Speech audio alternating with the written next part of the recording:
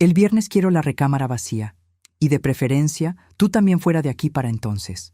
Lo dijo mientras servía más arroz en su plato, sin levantar la vista, con el mismo tono que usaba para pedir que le pasara la sal.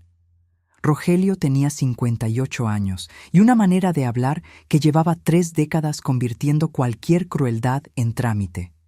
A su lado, en la silla que había sido de mi madre, estaba Jessica. 31 años, las uñas larguísimas de un rosa metálico, un celular que no soltaba ni para comer.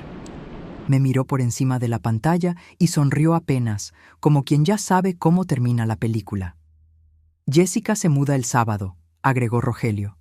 Necesitamos espacio, tú entiendes. Yo entendía, vaya que entendía. Llevaba 32 años entendiéndolo todo en esa casa de Mérida. Entendía cuándo callar, cuándo servir, cuándo pretender que no había visto los mensajes, cuándo fingir que el olor a otro perfume en sus camisas era cosa mía. Tenía 54 años y una cena a medio comer enfrente. Panuchos que había preparado esa tarde, todavía tibios. No grité, no aventé el plato. No hice ninguna de las cosas que una parte de mí, muy abajo, gritaba que hiciera. Doblé mi servilleta, la puse junto al plato y dije una sola palabra. «Está bien». Rogelio levantó la vista por fin, sorprendido. Esperaba lágrimas o súplicas, o al menos un reclamo que le diera la satisfacción de ganar una discusión. Jessica bajó el teléfono. Los dos me miraron como se mira a un perro que en vez de ladrar se sienta. «¿Está bien? ¿Y ya?», preguntó él, casi ofendido. «Está bien», repetí. «El viernes no estaré aquí». Me levanté, junté los platos y me metí a la cocina. Abrí la llave, dejé correr el agua caliente sobre mis manos y me quedé ahí, de espaldas a ellos, mirando por la ventana el flamboyán que había plantado el año que nació mi hija. Sentí que algo dentro de mí se rompía en silencio, sin ruido, como se rompe el hielo bajo la superficie de un lago. Pero también sentí otra cosa, una que ni yo entendía todavía del todo. Una calma extraña, casi fría, la calma de quien por fin tiene permiso para dejar de fingir. Lo que Rogelio no sabía, lo que ni Jessica con todas sus uñas de rosa metálico podía imaginar, es que esa casa no era exactamente lo que él creía, y que irme antes del viernes no significaba, ni de lejos, lo que él pensaba que significaba. Pero para entender por qué una semana después mi esposo abrió esa misma puerta y se quedó clavado en el umbral sin poder dar un paso, tengo que llevarlos unos meses atrás, a la mujer que yo era antes de aquella cena, y a lo que había en un cajón que Rogelio nunca abrió. Me llamo Amanda Kawich Rosado. Nací en Ticul y me casé a los 22 con Rogelio Baeza, que en ese entonces vendía refacciones para camiones y tenía una sonrisa que me hacía creer cosas. Nos mudamos a Mérida al año siguiente, a una casa modesta en la Colonia México, y ahí levantamos una vida. Tuvimos una hija, Regina, que hoy tiene 28 años y vive en Cancún con su esposo. Y tuvimos, sobre todo, una rutina. Yo cuidaba la casa, cuidaba a la niña, cuidaba a Rogelio, y Rogelio cuidaba de sentirse el dueño de todo. Durante años trabajé de maestra de primaria. Daba clases en una escuela pública de la colonia, corregía cuadernos en la mesa del comedor por las noches y guardaba una parte de mi sueldo en una cuenta que Rogelio consideraba mis domingos. Él ganaba más, siempre me lo recordó, y con los años ese «yo mantengo esta casa» se volvió su frase favorita, la que sacaba cada vez que yo opinaba algo que no le gustaba. Lo que Rogelio no valoraba, lo que directamente despreciaba, era de dónde había salido la casa donde vivíamos, porque esa casa no la compró él, la compró mi padre. Don Wilberto Kawich, mi papá, fue albañil toda su vida, de esos hombres que se levantan a las 4 de la mañana y llegan a la obra antes que el sol. Cuando yo tenía como 10 años, empezó a comprar, poquito a poquito, un terreno en las afueras de lo que entonces era Mérida, y hoy es una colonia entera. Ahí, con sus propias manos y las de mis tíos, fue levantando una casa a lo largo de años. Cuando Rogelio y yo nos casamos, mi papá nos ofreció esa casa para vivir. Para que empiecen sin renta, dijo. Rogelio aceptó encantado. Lo que Rogelio decidió olvidar, año tras año, es que mi papá nunca puso esa casa a nombre de los dos. La puso a mi nombre, solo al mío. «Esto es tuyo, mija», me dijo cuando firmamos en la notaría, con Rogelio esperando afuera porque tenía prisa. «Un hombre puede irse. Una casa, si es tuya, no se va». Yo tenía 23 años y me pareció exagerado. Le di un beso a mi papá y guardé las escrituras en un cajón. Y ahí se quedaron 31 años, debajo de las boletas de la escuela de Regina, de las radiografías viejas, de las cartas que ya nadie leía. Rogelio nunca preguntó. Con el tiempo empezó a decir, mi casa, yo compré esta casa, esto es mío. Y yo, por no pelear, por no contradecirlo delante de la gente, dejé que lo dijera. Es más fácil dejar que un hombre crea que es dueño de algo que discutir con él todas las noches. Mi papá murió hace 6 años. En su funeral, Rogelio dijo un discurso bonito sobre el gran hombre que nos heredó tanto. Yo lo escuché apretando en la bolsa un pañuelo, sabiendo que lo único que mi papá había heredado, lo había heredado a mí, y que Rogelio ni siquiera lo recordaba. Ahora las grietas, porque una traición como la de esa cena no aparece de la nada. Se va cocinando a fuego lento y una la ve venir aunque se haga la que no. La primera grieta fue el gimnasio.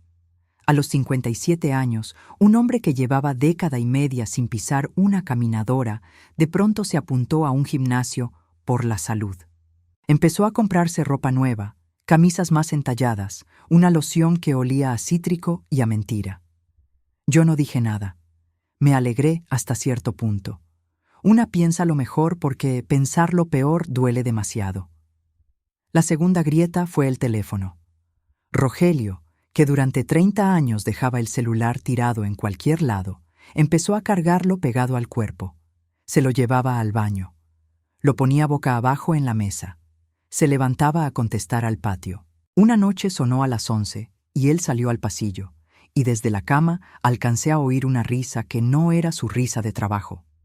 Era una risa más joven, más suave. La risa de un hombre que quiere gustar. La tercera grieta tuvo nombre y apellido. Un domingo, ordenando la camioneta, encontré un ticket arrugado de un restaurante caro de Paseo de Montejo. Mesa para 2. Botella de vino. Un postre que yo sabía que a Rogelio no le gustaba, porque en 30 años nunca pidió nada dulce. Guardé el ticket. No dije nada. Lo puse en el mismo cajón donde estaban las escrituras, sin darme cuenta todavía de que ese cajón se estaba convirtiendo en algo. Y la cuarta grieta, la que ya no pude ignorar, llegó 3 meses antes de la cena. Fui a la farmacia de la esquina y la muchacha del mostrador, una chica que me conocía de años, me dijo con toda inocencia, «Ay, señora Amanda, salúdeme a su hija, la vi el otro día con don Rogelio en el súper. Está bien guapa, ¿eh? Muy jovencita. Yo no tengo más que una hija, y Regina vivía en Cancún desde hacía 3 años. Sonreí. Le dije, «Gracias, mija». Pagué mi pasta de dientes y salí a la calle, y ahí, parada en la banqueta bajo el sol de las 11 de la mañana, entendí que la mujer con la que mi esposo andaba en el súper ya no era un fantasma. Tenía cara, tenía edad. Y Rogelio la paseaba por Mérida como si yo no existiera. Fue esa tarde cuando abrí el cajón, no a buscar las escrituras, a buscarme a mí misma. Saqué el ticket del restaurante, saqué el sobre amarillo con los papeles de la casa y me senté en la orilla de la cama a mirarlos. Y por primera vez en 32 años, la frase de mi papá dejó de ser un recuerdo bonito y se volvió otra cosa. Un arma, un derecho, un suelo firme bajo mis pies. Un hombre puede irse. Una casa, si es tuya, no se va. Pero yo todavía no sabía qué hacer con eso. Tenía las escrituras, sí. La casa era mía, sí. Y luego, una cosa es tener un papel y otra muy distinta es atreverse a usarlo cuando llevas media vida agachando la cabeza. Guardé todo de nuevo. Cerré el cajón y durante 3 meses seguí sirviendo la cena, lavando las camisas con olor a cítrico, fingiendo que no oía las risas del pasillo. Hasta esa noche de los panuchos. Hasta ese, el viernes quiero la recámara vacía. La diferencia fue que esa noche, mientras el agua caliente me corría por las manos y yo miraba el flamboyán por la ventana, algo terminó de acomodarse dentro de mí. Rogelio creía que me estaba corriendo de la casa, y yo, de espaldas a él, empecé a sonreír, porque acababa de entender algo que él, en su arrogancia, ni sospechaba. No me estaba corriendo de nada. Me estaba entregando, con sus propias manos, la excusa perfecta para hacer lo que llevaba meses sin atreverme a hacer. Esa noche no dormí en la recámara. Saqué una cobija al cuarto de costura, el que había sido de Regina, y me acosté en el catre viejo mirando el techo. No lloré por él. Lloré por la muchacha de 22 años que se casó creyendo en una sonrisa. Lloré por mi papá levantando ladrillos al amanecer para darme un techo que su yerno terminó llamando suyo. Y cuando terminé de llorar, me limpié la cara con la sábana y empecé a pensar. Fría, ordenada, como quien corrige cuadernos, renglón por renglón. Al día siguiente, martes, no dije una palabra sobre lo de la cena. Le preparé el desayuno a Rogelio como siempre. Él comió apurado, revisando el teléfono, y antes de salir, soltó sin mirarme. Qué bueno que lo tomaste con madurez, Amanda. No todas las mujeres a tu edad entienden cuándo se acabó algo. Tienes razón, le dije. Ya se acabó. Se fue tranquilo, convencido de que había ganado. Ese fue su primer error, aunque faltaban varios. En cuanto oí la camioneta arrancar, me vestí y tomé un taxi al centro. Fui a la notaría donde 31 años atrás mi papá había firmado. La notaría ya no existía con el mismo notario, pero el archivo sí. Ahí me atendió una licenciada joven, muy amable, que revisó mis papeles con el ceño fruncido primero y luego con una media sonrisa. «Señora Kawich, esto está clarísimo», me dijo. «El inmueble está a su nombre exclusivo desde hace 31 años. Su esposo no aparece en la escritura, ni como copropietario ni como nada. Legalmente, esta es su casa y solo suya. Él vive ahí porque usted lo permite». «¿Y si yo quisiera que dejara de vivir ahí?», pregunté, y me sorprendió lo firme que sonó mi voz. «Está en su derecho. Al no haber sociedad conyugal sobre este bien, y siendo un inmueble adquirido por donación de su padre antes incluso de que se manifestara en el régimen, usted puede iniciar los trámites para pedir su desocupación. Con un abogado se hace ordenado y sin violencia. ¿Quiere que la oriente?». Salí de la notaría con una tarjeta en la mano y algo que no sentía desde hacía años, la sensación de tener el piso firme. Confirmar en voz de alguien más lo que yo sabía en papel lo cambió todo. Ya no era una corazonada guardada en un cajón, era un hecho. La casa era mía, y Rogelio quería llenarla de otra mujer. Esa tarde llamé a mi hija. «Ma, ¿qué pasó?». Regina me conocía la voz.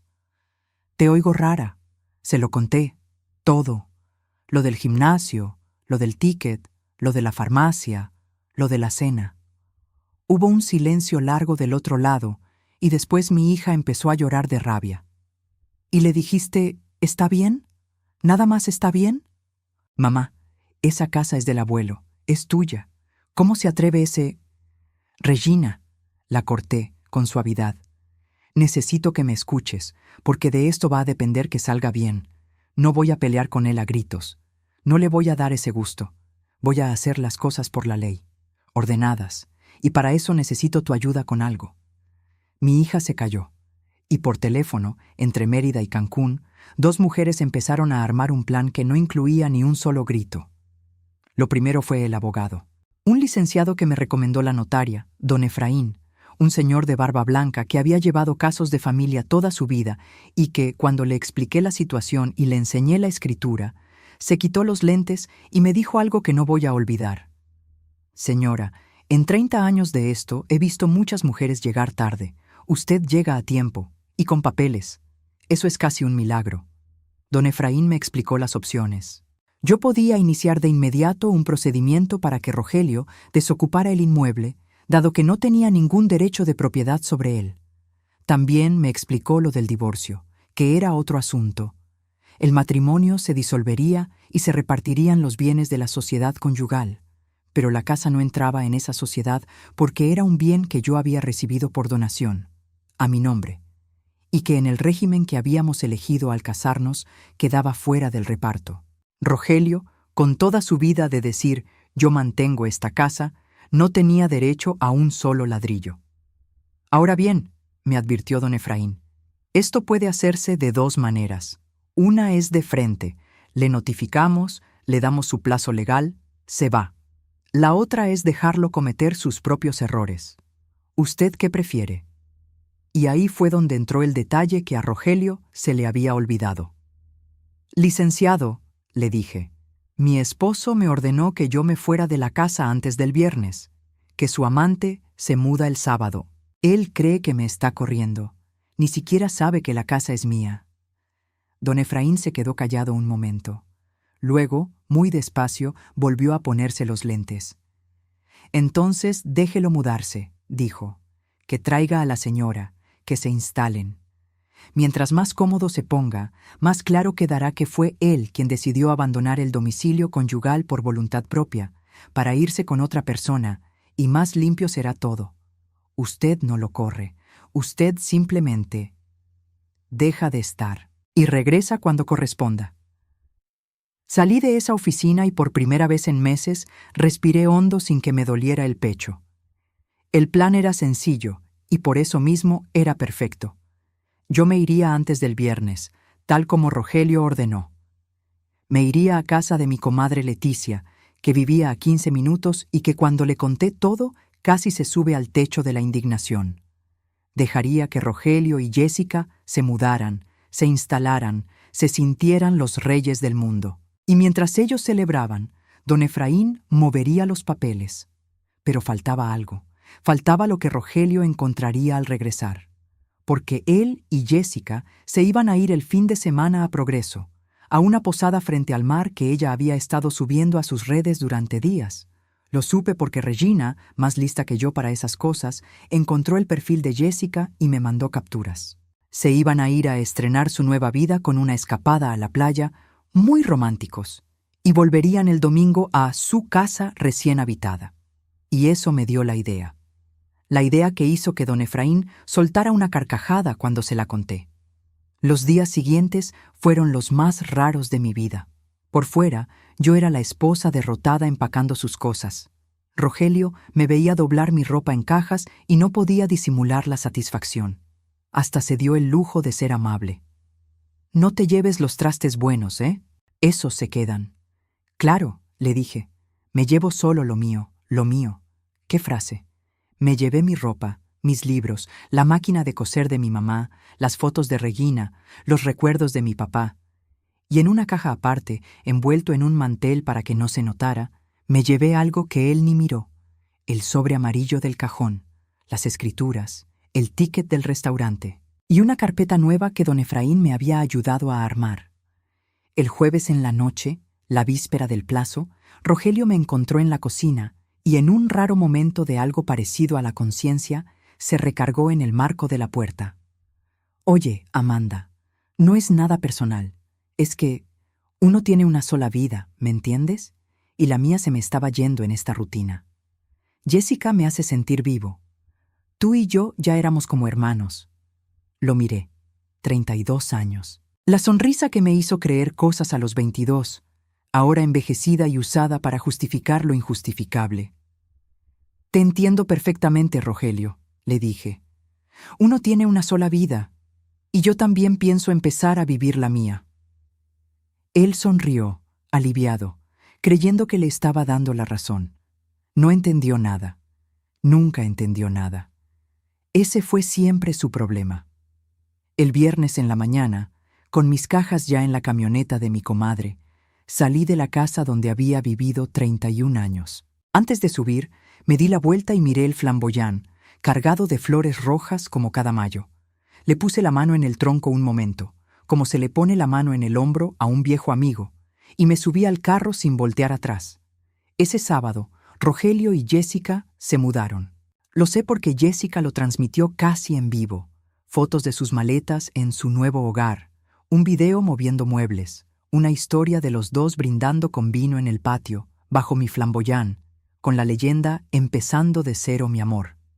Regina me mandaba las capturas y yo las veía sin rabia, casi con curiosidad, como quien ve llover sabiendo que trae paraguas. El domingo temprano se fueron a Progreso, tal como estaba planeado. Y ahí, mientras ellos manejaban rumbo al mar, empezó de verdad mi semana. Porque yo no me fui a llorar a casa de mi comadre, me fui a trabajar. El lunes, don Efraín presentó la solicitud formal. La casa era mía. Rogelio no tenía título alguno, y él mismo, al mudar a otra persona y al declararme por escrito, porque tuve la precaución de que su famoso «El viernes quiero la recámara vacía» quedara documentado, gracias a un mensaje que le hice mandarme confirmando que quedábamos en que tú te ibas, cosa que él escribió sin pensar, había dejado clarísimo que era él quien reorganizaba el domicilio a su antojo. Todo jugaba a mi favor. Pero la parte legal iba a tomar su tiempo, y yo no soy mujer de esperar sentada. Así que hice otra cosa, algo que, técnicamente, tenía todo el derecho de hacer, porque la casa era mía. El martes, con una copia de la escritura en la mano y a plena luz del día, entré a mi propia casa mientras Rogelio y Jessica se asoleaban en Progreso. Y empecé. Mandé cambiar las cerraduras, las 3 puertas, con un cerrajero que me dio factura y todo, porque don Efraín me insistió en que cada cosa quedara documentada. Estaba en mi derecho. Era la propietaria única de un inmueble, protegiendo mi propiedad. Después llamé a una mudanza. No para robarle nada a Rogelio, cuidado, para lo contrario. Empaqué con muchísimo cuidado todas las cosas de él. Su ropa, sus zapatos, su loción de cítrico, sus pesas nuevas del gimnasio, hasta el último calcetín, y las cosas de Jessica, que ya había traído bastantes. Lo empaqué todo en cajas etiquetadas, con inventario, con fotos, todo en regla. Y contraté una bodega a nombre de Rogelio, pagada por un mes, cuya dirección quedó en un sobre. Luego mandé pintar la recámara, la que ellos habían estrenado. La pinté de un verde muy suave, el color que yo siempre quise y que Rogelio nunca dejó porque decía que parecía hospital. Metí una cama nueva, sencilla, mía. Colgué en la pared la foto de mi papá con su cuchara de albañil, sonriendo frente a la casa recién terminada. La foto que Rogelio siempre tuvo guardada en un cajón porque no combinaba con la decoración. Y en la mesa del comedor, esa misma mesa de los panuchos, dejé 3 cosas, ordenadas como quien deja una lección sobre un pupitre. Una copia de la escritura de la casa, con mi nombre subrayado. El ticket del restaurante de paseo de Montejo, mesa para 2, y una carta, escrita a mano, con mi mejor letra de maestra. No voy a repetir aquí toda la carta, pero decía, en pocas palabras, lo esencial. Le decía que esta casa la levantó mi padre con sus manos, ladrillo por ladrillo, y que nunca fue suya. Le decía que sus cosas y las de su acompañante estaban a salvo, embaladas y guardadas en una bodega cuya dirección encontraría en el sobre, sin que faltara nada, porque yo no soy ladrona ni quería serlo. Le decía que a partir de ese día no era bienvenido en un inmueble que no le pertenecía y que cualquier asunto pendiente lo tratara mi abogado, cuyos datos también dejaba. Y terminaba con una sola línea, que fue lo único que me permití de venganza. Tenías razón en una cosa, Rogelio. Uno tiene una sola vida, y esta casa por fin va a llenarse de la mía. El domingo por la tarde regresaron de Progreso. Yo no estaba, claro. Estaba en casa de mi comadre, tomando café, con el teléfono en la mesa. Pero después me enteré de cada detalle, porque los vecinos son los vecinos, y doña Chelo, la de enfrente, tiene mejor información que cualquier noticiero. Rogelio metió su llave en la cerradura y la llave no giró. Probó otra vez. Nada. Tocó el timbre de su propia casa, extrañado, con Jessica detrás cargando la maleta de la playa. Nadie abrió. Fue a la puerta de la cocina. La llave tampoco entró. Empezó a golpear la puerta, a llamarme a gritos. «¡Amanda! ¡Amanda! ¡Abre!», pensando quizás que yo estaba adentro haciéndome la digna. Fue doña Chelo, desde su porche, la que le dijo la primera parte de la verdad. «Rogelio, la señora Amanda mandó cambiar las cerraduras el martes. Vino con un abogado y unos papeles. Yo la vi. Dicen que Rogelio se quedó parado en su propia banqueta, con la maleta a los pies, mirando la casa como si fuera un extraño. Rodeó por el patio y ahí sí pudo asomarse por la ventana de la sala, donde no había cortina. Y desde afuera, a través del vidrio, vio la mesa del comedor. Vio los 3 papeles ordenados. Vio, colgada en el pasillo, la foto de mi padre con su cuchara de albañil mirándolo de frente. Y vio, en la pared del fondo, el verde suave que él siempre había prohibido. Ahí fue cuando, según doña Chelo, don Rogelio se puso del color de la pared, se agarró del marco de la ventana y no se movió como por un minuto entero. Jessica le preguntaba qué pasaba, qué estaba viendo, y él no contestaba. Solo miraba, a través del cristal, la casa que siempre había llamado suya, transformándose en la casa de otra persona. En la casa de mi padre. En mi casa. Encontró el sobre pegado en la puerta, con su nombre. Adentro, la dirección de la bodega, una copia de la carta y la tarjeta de don Efraín. Marcó al abogado ahí mismo, furioso, gritando que eso era ilegal, que era su casa, que me iba a demandar por sacarlo. Don Efraín, que había esperado esa llamada toda la semana, lo escuchó con la paciencia de sus 30 años de oficio y luego le dijo, con mucha calma, la frase que cerró el asunto. Señor Baeza, con todo respeto, revise la escritura que le dejó su esposa. El inmueble está a nombre exclusivo de la señora Kawich desde hace 31 años. Usted nunca fue propietario. Usted fue, legalmente, un ocupante por tolerancia. Y esa tolerancia se acabó. Sus pertenencias están completas y a su disposición. Si desea, con gusto lo asesoro sobre el divorcio, pero le adelanto que la casa no forma parte de nada que le corresponda. Que tenga buena tarde. Y colgó. Me contaron que Jessica, la de las uñas de rosa metálico, se sentó en la maleta de la playa en plena banqueta y empezó a discutir con Rogelio en voz alta. Que le reclamó que le había prometido una casa, una vida, y que resultaba que ni la casa era suya. Que él le gritó que se callara, que ella agarró su maleta y se fue caminando hasta la esquina a pedir un taxi, y no volvió. La nueva vida, empezando de cero, mi amor, duró exactamente una escapada a Progreso y un domingo por la tarde frente a una puerta cerrada. No los vi. No necesitaba verlos. Bastó con imaginar a Rogelio ahí, solo, en la banqueta de la casa que su suegro había levantado, entendiendo por fin, a los 58 años, lo que mi papá había sabido a los 40, que un hombre puede irse, pero una casa, si es de otra, no se va con él. El divorcio tomó varios meses, como todo en este país. Rogelio contrató un abogado que intentó pelear la casa. Perdió, porque no había nada que pelear. La escritura era la escritura. Al final, se disolvió el matrimonio. Se repartió lo poco que había en la sociedad conyugal, una camioneta, unos ahorros, muebles, de manera equitativa, y cada quien siguió su camino.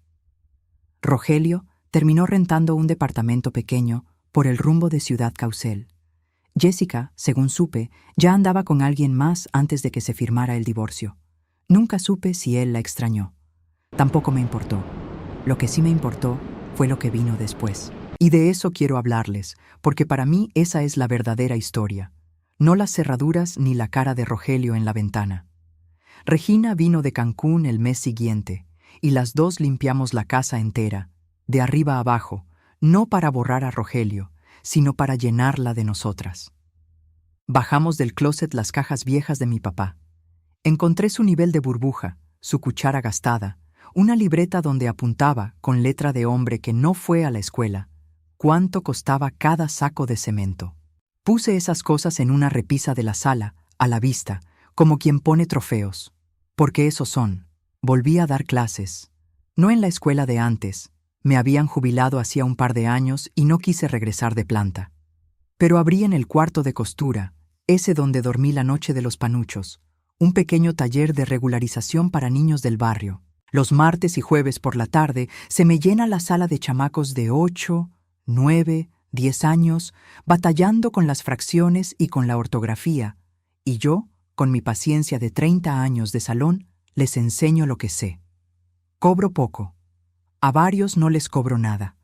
Mi papá levantó esta casa para que la gente tuviera un techo. Me parece justo que ahora sirva para llenar cabezas. El flamboyán sigue ahí. Cada mayo se pone rojo como una fiesta. A veces, en las tardes, saco una silla al patio y me siento debajo con un vaso de agua de chaya, a no hacer absolutamente nada, y me doy cuenta de que hacía años, muchos años, que no sabía lo que era estar en un lugar y sentir que era mío de verdad. No de un papel, mío de sentirme en paz. Rogelio me buscó una vez, como al año. Me llamó para saludar.